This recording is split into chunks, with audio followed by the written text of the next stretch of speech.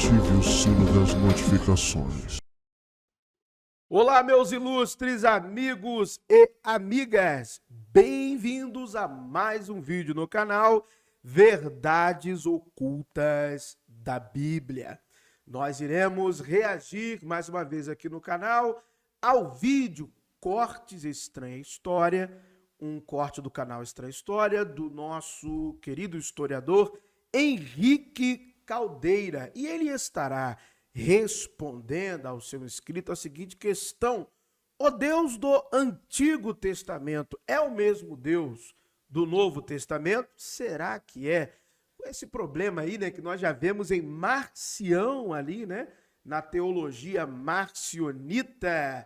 Será mesmo? Qual é a opinião do Henrique Caldeira? Bom, ele vai falar aqui, eu irei comentando daqui e você deixe aqui também os seus comentários no vídeo. Então vamos lá. Então, ó, o Deus do Antigo Testamento é o mesmo Deus do Novo Testamento? O que você acha disso? Vamos lá então, vamos ver a resposta do Henrique Caldeira, vamos comentar, vamos lá. O Edu mandou uma contribuição e falou aqui: poderia abordar sobre a mudança de Yahvé, de um Deus da guerra, para Deus conforme Jesus prega? Interrogação. Ele incorporou atributos de outros deuses?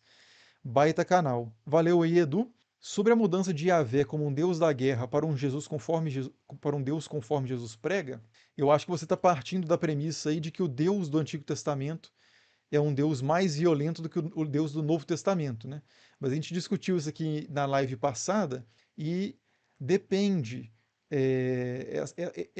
Essa dicotomia de deuses do Novo e do Antigo Testamento, ou de um Deus de guerra e depois de um Deus pacífico de Jesus, ela é bem relativa, porque há uma promessa de juízo desde o início nos evangelhos de que alguns serão salvos e outros serão condenados. E essa condenação é imaginada, inclusive, no livro do Apocalipse, como guerras e pestes e morte e cenas terríveis, né? Então, o Deus que Jesus prega é um Deus que tem uma capacidade para a violência também muito grande. Só que é uma santa violência, como era no Antigo Testamento, na concepção, claro, dentro dessa tradição.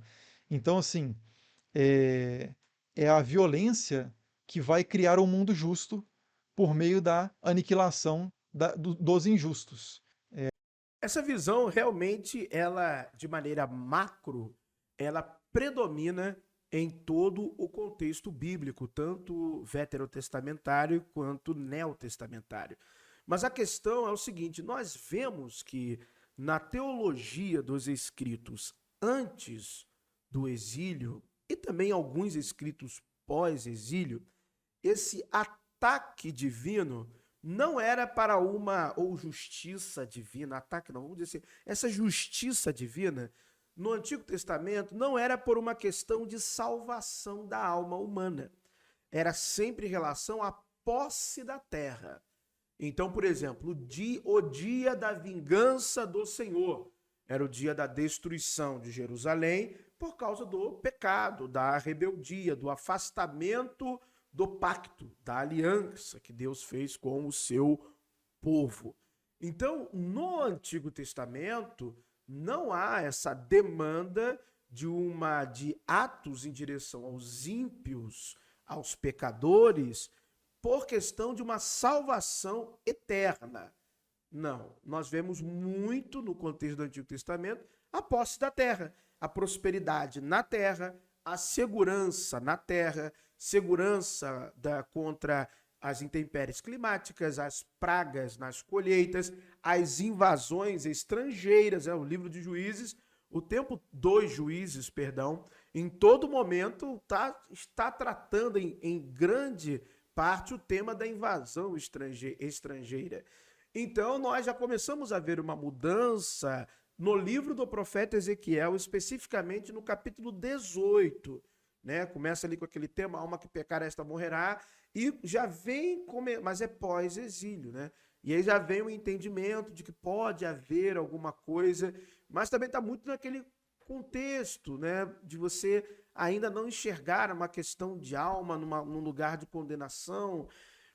Quando a gente começa na literatura apócrifa, isso começa a pipocar, né? Nos Essênios, que vai lhe falar do primeiro livro de Enoque, né? Aí nós vamos ver isso com as imagens de condenação do Novo Testamento, todas elas, sem exceção, são oriundas dos apócrifos, tudo bem? Assim também como as guerras, as batalhas, né? Contra os reis e poderosos da terra. Então tem muito dessa questão. A condenação do Novo Testamento, à exceção de uma ou outra narrativa, é a universal. É de, vamos dizer assim, de todas as pessoas, gentios ou dentro do contexto judaico. Já no Antigo Testamento, em grande maioria, não. É uma questão ali regional. Né? A questão da vingança de Deus é na cidade, que o traiu ou que o abandonou. Você vê muito essa questão dela se prostituir, né, Jerusalém, no livro de Oséias, então, do seu povo. Então, essas alegorias são muito vívidas no Antigo Testamento e é no sentido mais daqui, da terra, da delimitação, demarcação geográfica, né, desse escopo geográfico. Já no Novo Testamento, não, é uma coisa mais universal, né? Que a gente vai ver isso na literatura apócrifa, de já começar ali. Você vai ver isso em Macabeus, por exemplo. Você vai ver, já vai começar a ver isso em Eclesiástico. E aí você já começa ali também nos escritos dos Essênios, Jubileus e Testamento dos Patriarcas, primeiro livro de Enoque. E aí você começa a entender melhor esse contexto mais de, olha, o injusto, o ímpio, e no sentido cósmico, metafísico, espiritual, ele vai ser condenado em um lugar.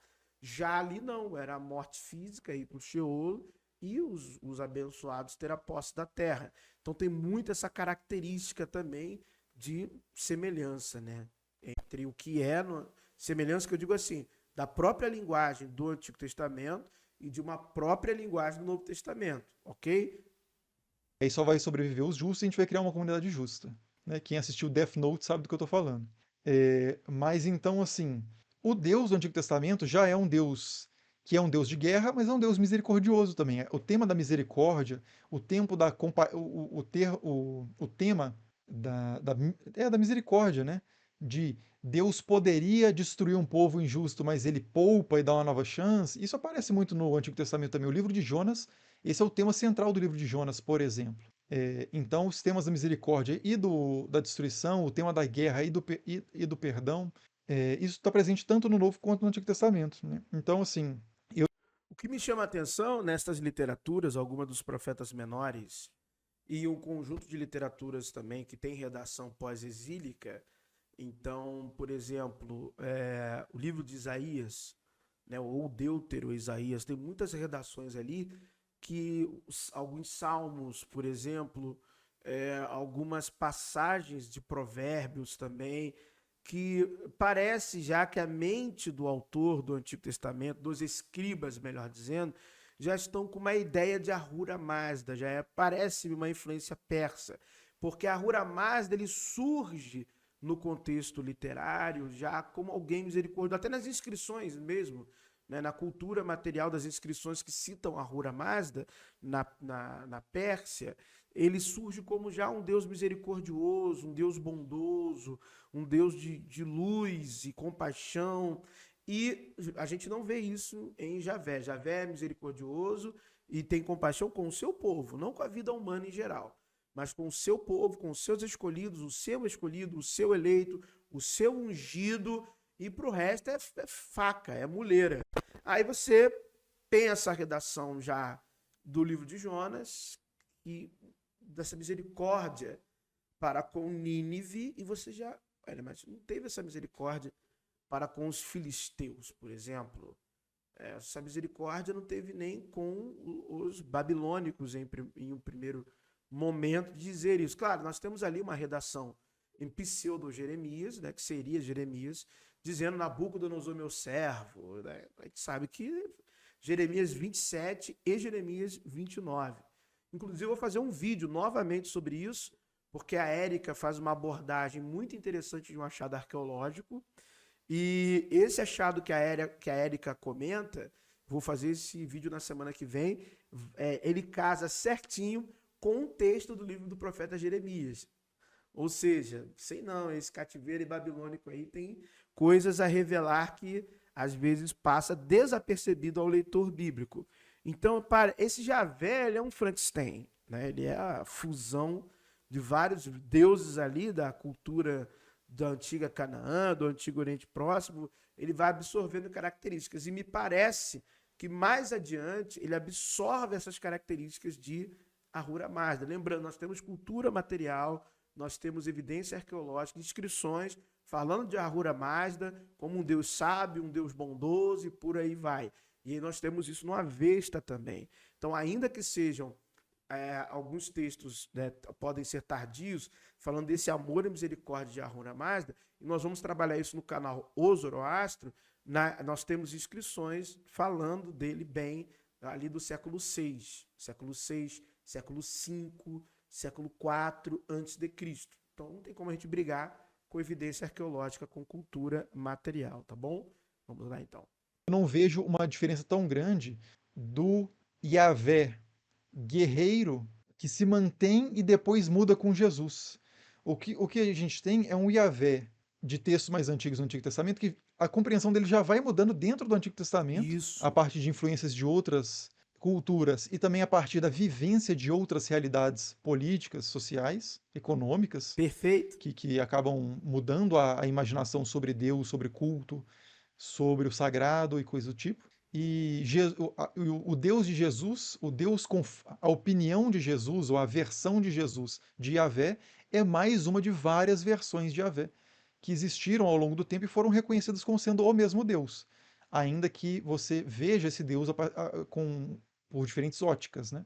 Mas eu vejo uma continuidade muito forte dos ensinamentos de Jesus em relação à tradição na qual ele nasceu, né? No judaísmo antigo. Henrique, o cara que falou de Yahvé, Deus da guerra, ele perguntou isso porque o canal Esotérica tem um vídeo falando que o deus Yahvé era um deus da guerra em alguma civilização antiga e foi se transformando até virar o deus que Jesus fala. É isso que o moço perguntou. Agora eu te pergunto, é verdade que Yahvé era um deus da guerra em civilizações antigas ou ele sempre foi o deus que Jesus falou? Então, eu entendi a pergunta.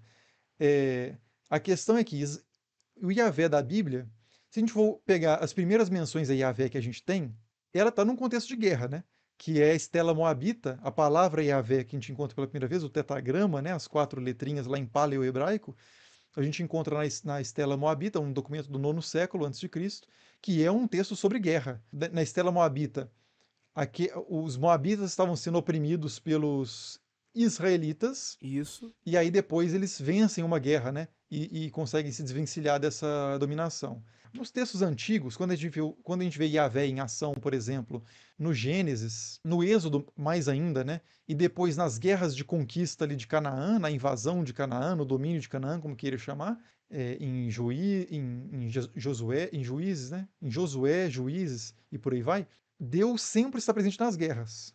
Mas isso não para de acontecer também. O Deus de Jesus, o Deus dos tempos do judaísmo antigo, ele também não deixou de se envolver em guerras. Ele continua sendo um Deus com um potencial bélico, que levanta exércitos e que derruba exércitos. A questão é que quando você está ganhando as guerras, você fala que Deus está fazendo você ganhar as guerras. Quando você está perdendo as guerras, você fala que Deus está fazendo você perder as guerras. Eu entendo até o que o historiador, o Henrique Caldeira, está falando. E eu entendi também a pergunta, mas eu tendo a concordar que o Javé, ele pela literatura, né? O Javé é um deus da guerra. Ele é. Eu já vi muitas análises. Vocês já viram aqui no Verdades Ocultas da Bíblia? São mais de 1000 vídeos, né? Lembrem-se disso. Nós analisamos muito essa questão, pegando a obra. Qual era o acadêmico mesmo? As obras dele? Agora não. Tá me faltando aqui. O nome do acadêmico, nós lemos um livro que ele mostra Javé sempre como esse cara da guerra. Presente na guerra, dizendo que vai vencer a guerra. É um pouco diferente da característica do Novo Testamento, que nem trata tanto esse assunto. Nós não vamos ver, por exemplo, essa abordagem nos evangelhos. Nós não vamos ver quase nada dessa abordagem nas epístolas paulinas, nas epístolas gerais, né? A gente não vai pegar isso aí e ver essa atuação como era no Antigo Testamento, porque são contextos culturais diferentes, até de dominação político-social. Então é diferente. E Javé é o Senhor das hostes, né? Jeová Tsavaot, o Senhor dos exércitos, que em um primeiro momento nós vimos ali no livro do J. Glenn Taylor, que esse Tsavaot era as hostes do céu, e aí depois passa a ser as hostes da terra.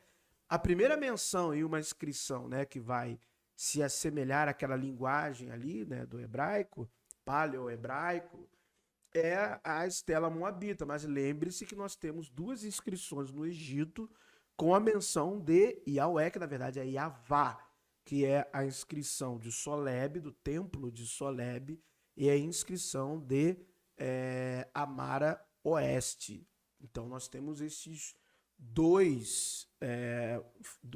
estas duas culturas materiais que são apresentadas no livro de Daniel Fleming, né? Yahweh before Israel. Então, Yahweh antes de Israel, que até a pronúncia, né, é Yavá. É um livro sensacional, com muita informação histórica, arqueológica, muita arqueologia nesse livro. É um livro sensacional. E sim, no contexto mais cananeu-israelita, temos a estela de Mesa ou Mecha. Mas antes temos a inscrição que vai estar vinculada ali ao Chasso, né? Então é interessante também se aprofundar um pouco mais nessa questão. Mas sim, eu tendo fortemente a concordar pelos livros que lemos aqui, pela leitura bíblica que fizemos aqui, que Javé era um Deus da guerra. Ele era um Deus belicoso. Era o Deus de general de batalha, Senhor dos exércitos. E realmente nós vimos até na obra de Mauro Biglino, é isso aí, poxa. Quando nós estávamos estudando o exegeta Mauro Biglino, e ele apresenta, Javé mostra, pega a raiz, pega tudo ali na exegese, o contexto histórico, cultural, gramatical, linguístico. Nossa, Mauro Biglino dá um show e ele mostra, Javé era um Deus da guerra, se fazia até presente na guerra, em alguns contextos. Mauro Biglino mostra ali no hebraico que daria até entender em alguns contextos que ele se faria presente na guerra, que estaria ali mesmo, embaixo, lutando e guerreando. Né? Então, claro, são alegorias, figuras de linguagem, metáforas, mas são características de deuses da guerra, tá bom? Por causa de algum problema, algum pecado na comunidade ou coisa do tipo. Então, a ideia de Yahvé como um deus guerreiro. Lembrando aqui também, manuscrito da guerra dos essênios. Tem um manuscrito ou pergaminho da guerra. Exatamente. Né? Então, ele tem na nossa biblioteca até que do canal, dos membros, traduzido em português, todo ele. Ou seja, Javézão era um cara de guerra. Que está associado a um deus da tempestade também, né? Que geralmente é um deus guerreiro naquela região, como Baal. É o que a gente vê, mas um deus guerreiro pode ser um deus misericordioso também, desde textos antigos. Uma coisa não tem um conflito necessário com a outra. Até é como se você pensasse um grande dominador, um grande conquistador, sei lá, um Alexandre o Grande. Alexandre o Grande é um cara extremamente guerreiro. Mas há momentos históricos em que, pelo menos, sei lá, Plutarco e outros autores falam que Alexandre usou de grande misericórdia, decidiu poupar um rei que tinha se rebelado contra ele, ou decidiu poupar um povo e punir apenas o rei daquele povo. Né? Então, quem tem misericórdia é só quem tem poder para não ser misericordioso, né? Tem isso também. E detalhe, a Anat, né? Nós lemos aqui os mitos de Anat. Ela era a deusa da guerra, aquela deusa sanguinária, a gente leu os textos aqui, e também era uma deusa amorosa, era uma deusa da fertilidade, do amor também. Então, a Anat, a sempre virgem, nós vimos aqui esse título dela nos textos ugaríticos, né? A amorosa, a sempre virgem, a donzela. Então, pode. E ela era uma deusa da guerra. Tem até a imagem de Sangar, filho de Anat, lá no livro dos Juízes, que tem uma cena deles, que estraçalha as que são centenas de adversários, não sei se são 600, tem um número lá, que é uma descrição de Anat. Nós fizemos o vídeo aqui também, né? Anat, que era assim, coberta de sangue, né? Anat. E lá o texto fala, filho de Anat. Aí sempre tem uma galera que quer dizer que, não, era uma cidade, era não sei o quê. Pô, a imagem, a descrição do que ele faz é uma descrição do que Anat faz. E ele é chamado de filho de Anat. Então, Deus Anat. Não tem pra onde correr.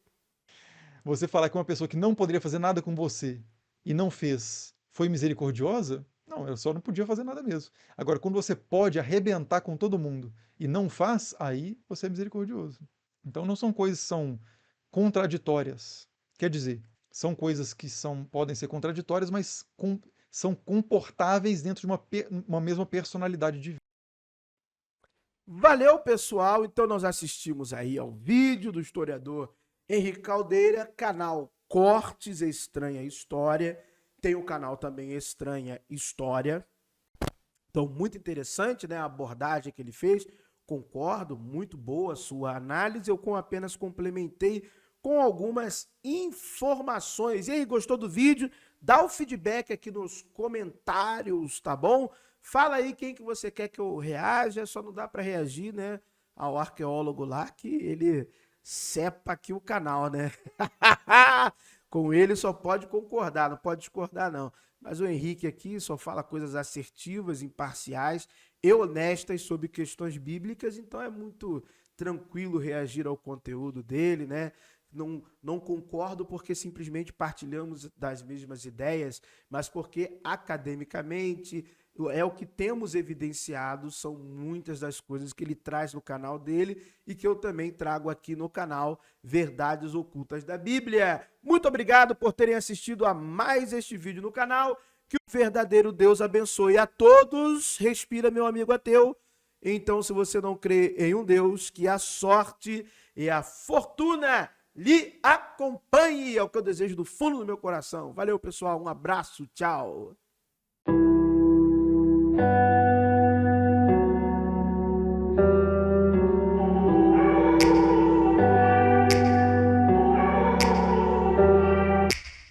Take me back to a place where I felt at home. Take me back to a day when we weren't alone. Take me back to an age when the world felt small.